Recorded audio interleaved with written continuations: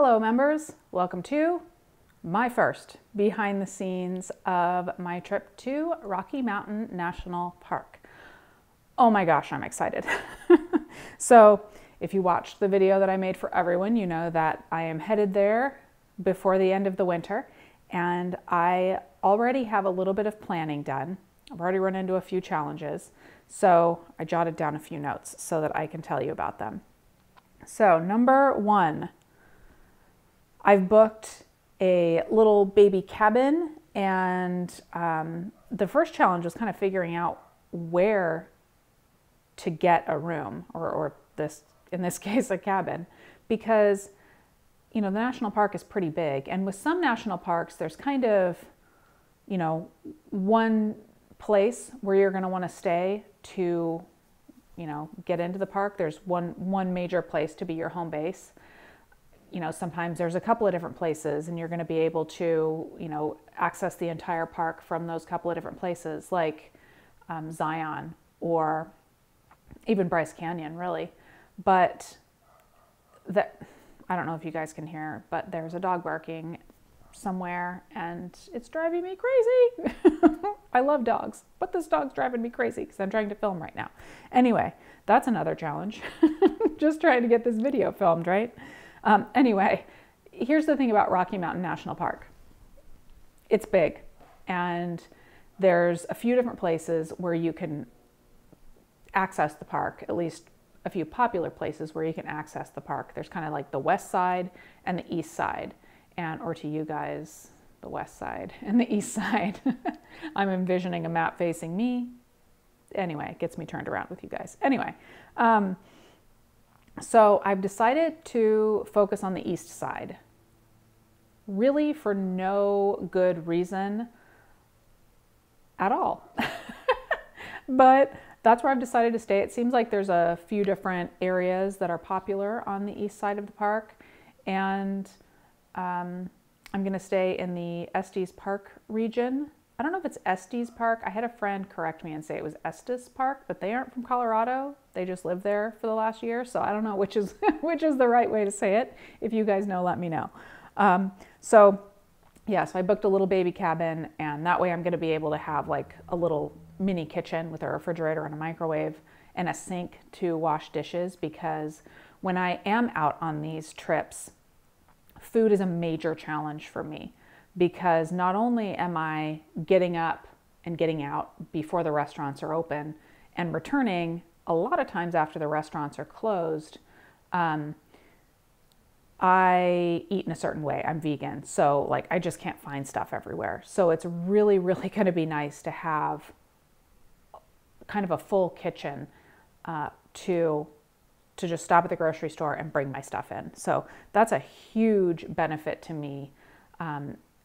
For when I'm going somewhere. That's one of the first things I look for in a hotel or cabin or wherever I'm going to stay is, do I get a little mini fridge so I can put my lettuce in there and whatever. Yeah, I eat a lot of lettuce and canned beans when I'm on these trips. So let's see, what else? I have that booked. I have a flight booked and a rental car. That was another thing, because I've driven in the snow a bit.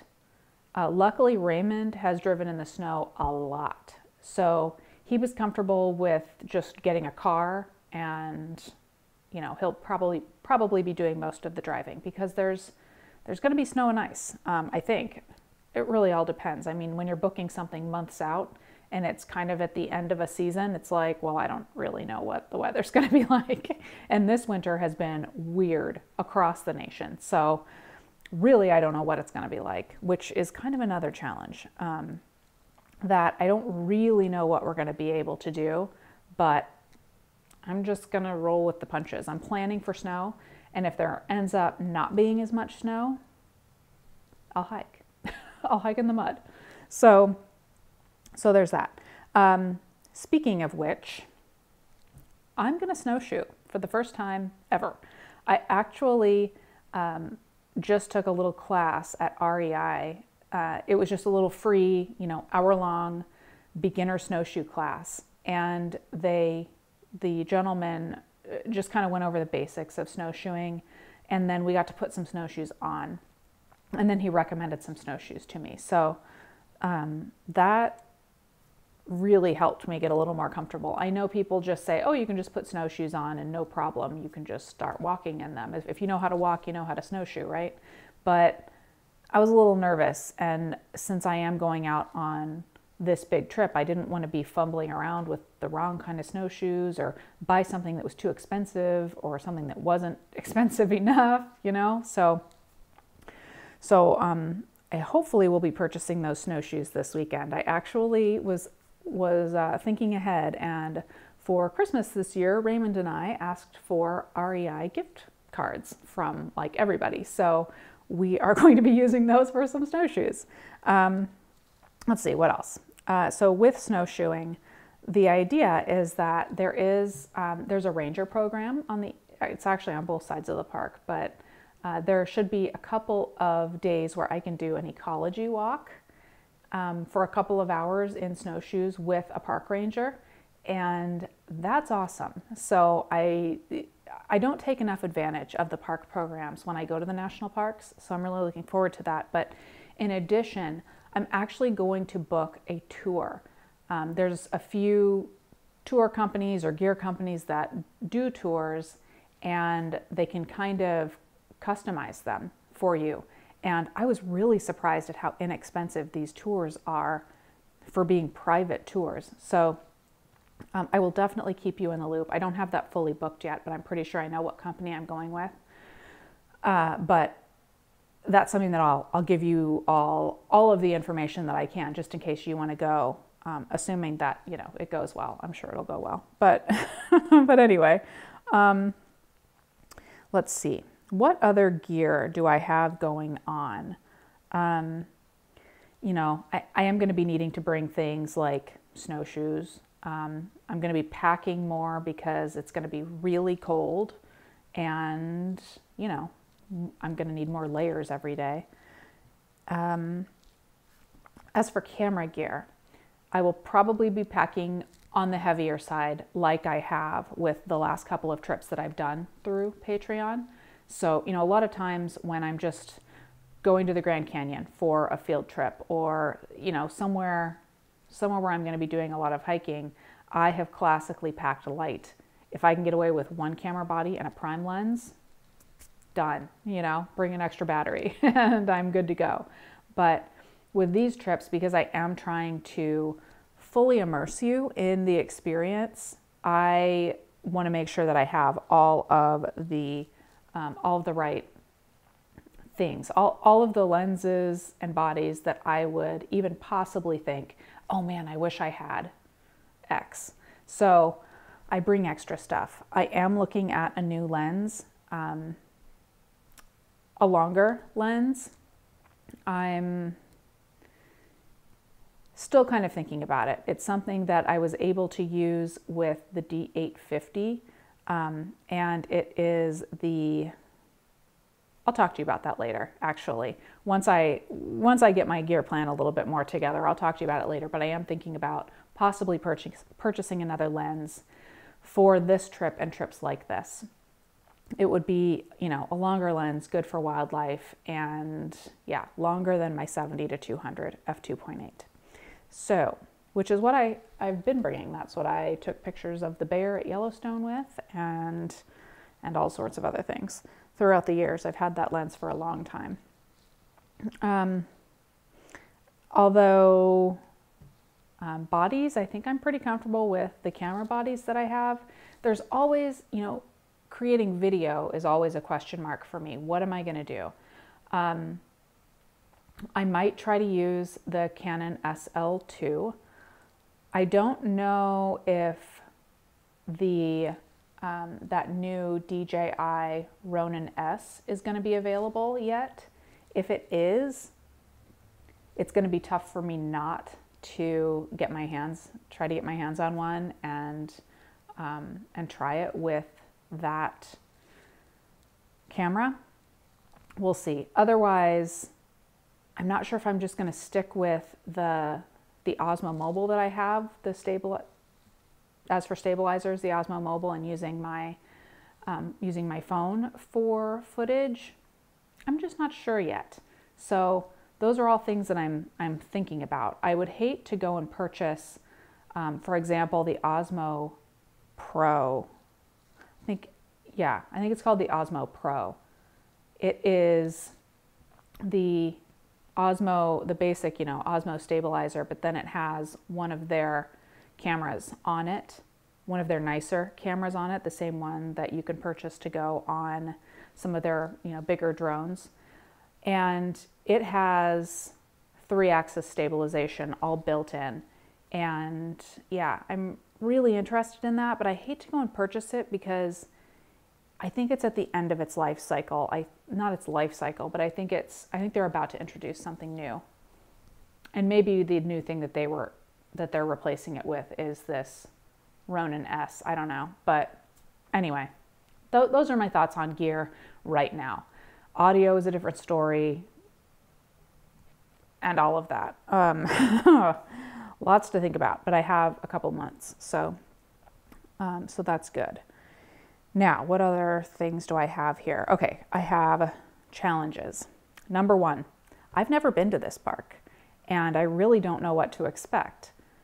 There's only so much I can do with looking at the map and the trip planner PDF that they have on the website, and just generally doing research. There's only so much I can really figure out.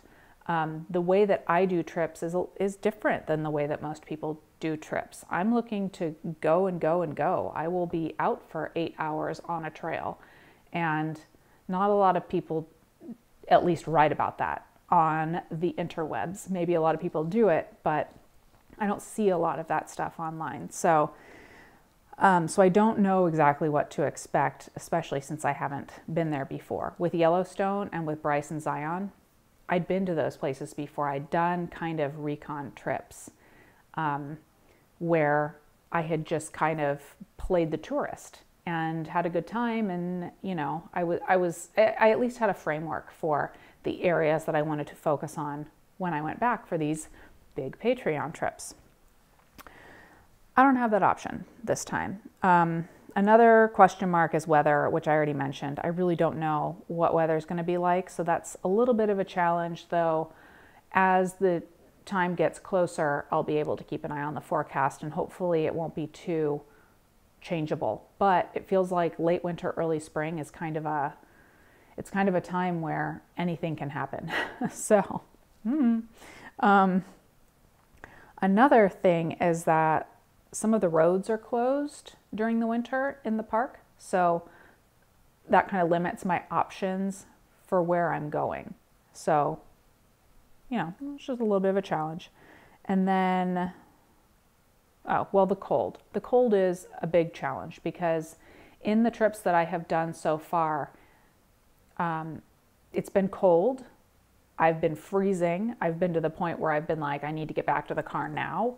But this is going to be kind of different because my plans are to snowshoe out. So I really, really, really have to be thoughtful how I pack my gear, how I, the layers that I bring, the actual clothing that I'm going to wear.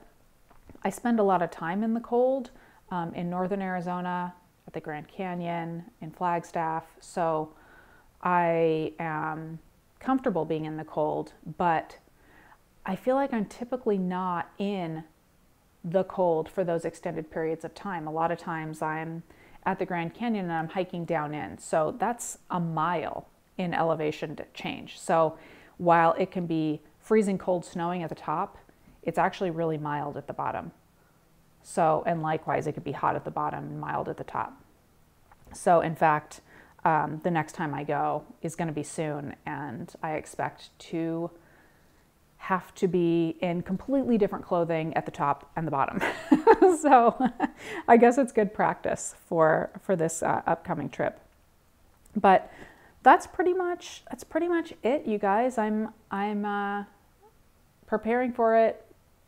I'm in the beginning stages of preparing for it with figuring out kind of what gear I want, getting the logistics in place with the tour and in the hotel. I am trying to make sure that my endurance is going to be in place by the time the trip rolls around, especially with snowshoes. That's why I'm getting them now, and hopefully there will be enough snow in northern Arizona for me to actually practice, because it's my understanding that it's much more taxing on your body. And Flagstaff is high elevation, so is Rocky Mountain National Park. So hopefully I'll be able to get the endurance training in at a high elevation, and also kind of like the cold training, if you know what I mean. Like, I want to get used to being in the cold for extended periods of time, whereas in the past, if I get cold, I kind of just, go back to the car or something. So yeah, that's it, everybody. I'm working on it, and I am so glad that you all are going to be coming along with me on this journey. And thank you. Thank you for making this happen. I'll talk to you all soon.